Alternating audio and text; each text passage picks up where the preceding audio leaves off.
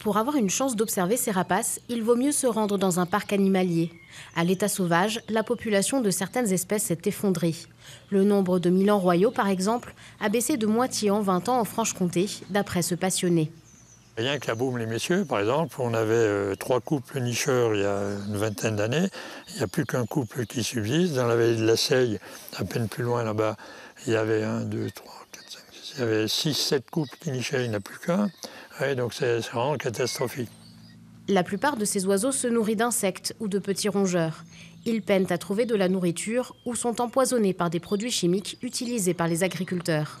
Vraiment, il y a un très gros problème global de contamination de l'environnement, enfin ce qu'on appelle l'environnement, c'est-à-dire de la nature en fait, et puis avec diminution des insectes dans des proportions énormes. Les grillons qui étaient abondants dans le Jura, il n'y en a pratiquement plus, les sauterelles, etc.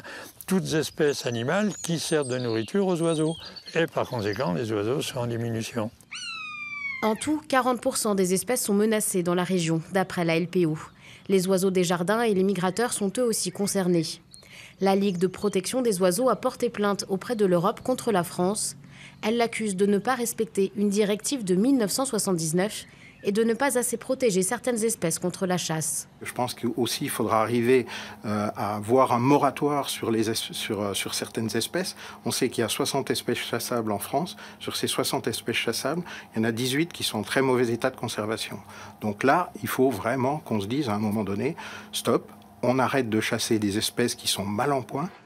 Jointe par téléphone, la Fédération de la chasse souhaite quant à elle une nouvelle réglementation plus adaptée à l'environnement actuel. Tous sont unanimes, il faut prendre des mesures rapides pour éviter l'extinction complète de certaines espèces.